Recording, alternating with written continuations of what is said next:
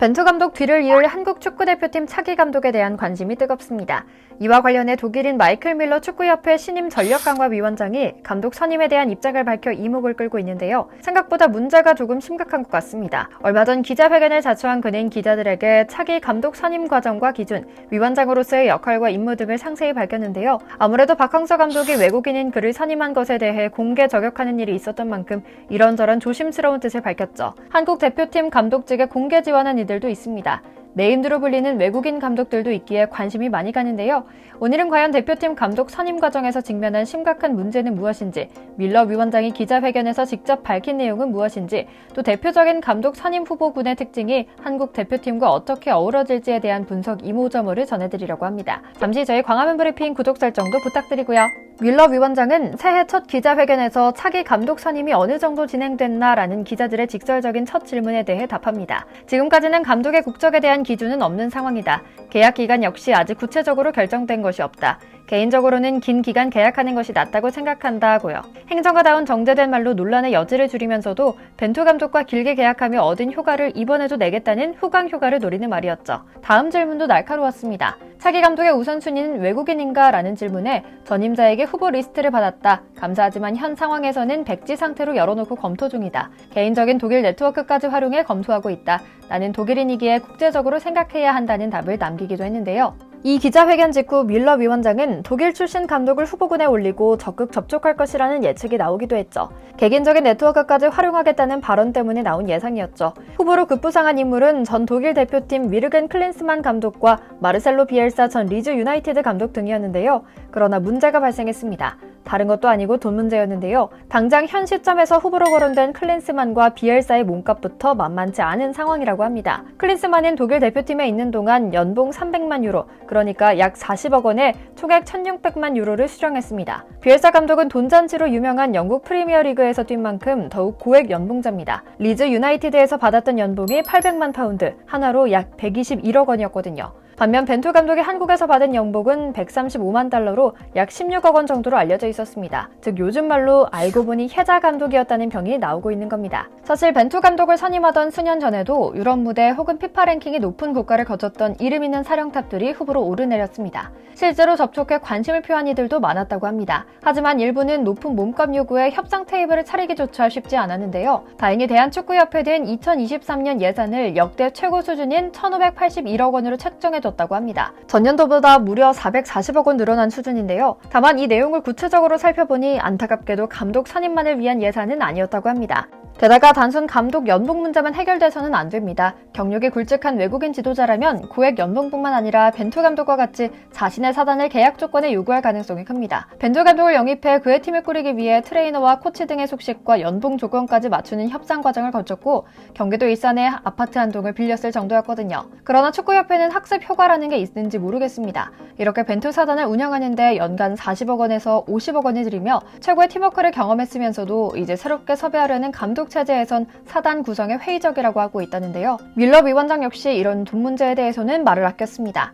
그는 현재 예산에서 만족스러운 감독 선임이 가능하다고 보는지, 원하는 감독이라면 초과할 가능성도 있는지 묻는 말은 죄송하지만 내 포지션에선 예산에 대해 언급하는 것은 어렵다고 말했죠. 오는 2월 말까지 감독 선임을 마무리하겠다는 대한축구협회가 어떤 결과를 낼 수 있을지 기대 반 걱정 반인 상황입니다. 그런데 최근 약간은 아쉬운 소식도 들려왔습니다. 바로 최적임 후보자로 꼽히던 마르셀로 비엘사 감독이 잉글랜드 프리미어리그 에버튼의 지휘봉을 잡으며 현장으로 복귀할 것이라는 전망이 대두되고 있거든요. 그러나 여전히 소문이기 때문에 아직은 우리에게도 희망이 있는 상황입니다. 감독 입장에서도 한국 대표팀 감독은 매력적인 도전일 수밖에 없을 테고요. 비엘사 감독은 바로 우리 한국 대표팀이 찾고 있는 면모를 쏙 갖춘 인물이기도 합니다. 남미 최고의 전술가이자 천재 감독으로 평가받고 있는 그는 광인이라는 별명도 갖고 있다고 합니다. 감독의 권위를 내려놓고 팀의 승리를 위해 말 그대로 전장터를 지휘하듯 전술 지시를 내리고 못 따라오는 선수는 화이트보드를 들고 다니며 몇 시간이고 설명하고 또 설명하는 지휘로 유명하다고 하는데요. 그는 벤투 감독의 4년 4개월 동안 만든 빌드업 축구에 대해서도 깊은 이해를 지닌 인물이기도 합니다. 전방에서부터 강한 압박을 중요시하고 끊임없이 몰아치는 공격 축구를 지향하거든요. 특히 빠른 공수 전환, 간결한 움직임, 원터치 패스 등은 그가 선수들에게 항상 강조하는 단어이기도 하죠. 벤투 시절 유일하게 아쉬웠던 부분이 플랜 A만 있고 B나 C가 없다는 지점이었는데요. 비엘사 감독은 다양한 포메이션을 활용해 상대에 따른 맞춤형 전술을 활용하는 데도 능하다는 점이 정말 마음에 드는 부분이기도 하죠. 그는 축구 감독들 사이에서도 선배 감독님으로 많은 존경을 받고 있기도 합니다.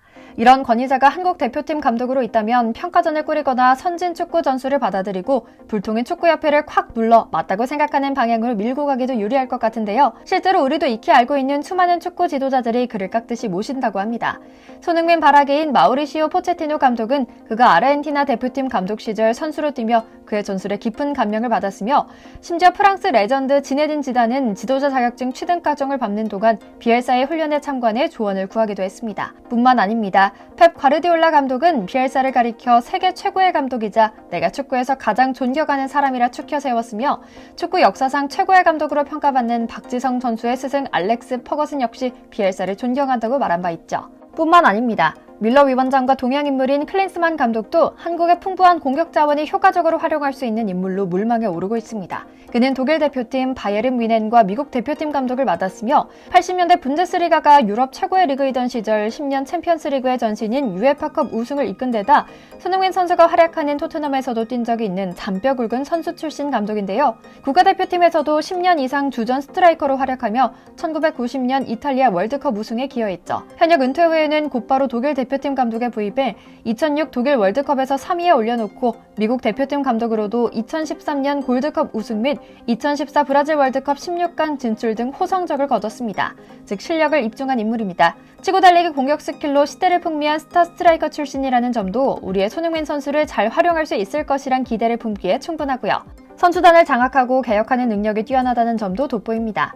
클린스만은 비교적 젊은 나이에 독일 대표팀 감독으로 단번에 탑티어 감독으로 자리 잡았는데요. 젊은 클린스만 감독은 일단 지휘봉을 잡자마자 과감한 개혁을 시도했다고 합니다. 물론 전술 부분에서는 후임 레브 감독에 비해 부족하다는 비판도 있지만 리더로서 큰 흐름을 잡고 밀고 나가는 선장 역할을 할 수 있을 것이란 기대는 분명 존재하고요. 뿐만 아닙니다. 손흥민의 옛 스승인 토르스텐 핑크 감독은 공개적으로 한국 대표팀 감독직에 관심을 표하기도 했습니다. 그는 축구협회의 공식 제안은 받지 못한 상황임에도 이 정도 수준의 대표팀을 이끄는 것은 지도자로서 최종적 목표라는 점을 밝혔는데요. 그러나 계속해서 축구협회는 소위 말해서 헛발질을 하고 있는 것 같습니다. 한국 언론보다 외신을 통해 새어나간 소식으로 대표팀 감독 후보 선임 과정이 생중계되고 있거든요. 카타르 월드컵 16강전에서 한국의 뼈아픈 패배를 안겼던 치치 전 브라질 대표팀 감독을 선임하려다 거절당했다는 소식을 들리질 않나 호르세 보르달라스 전 스페인 라리가 발렌시아 감독의 이름이 거론되기도 했죠.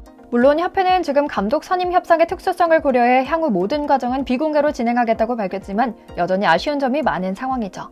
한 달 뒤까지는 감독 선임을 마치겠다는 협회가 이번에는 좀 멋진 감독 한번 제대로 선임해 아시아를 넘어 세계적인 축구 강국으로 도약할 발판을 마련해주길 기원하며 오늘 영상 마치겠습니다. 저희 광화문 브리핑 구독, 좋아요도 부탁드리고요. 시청해주셔서 감사합니다.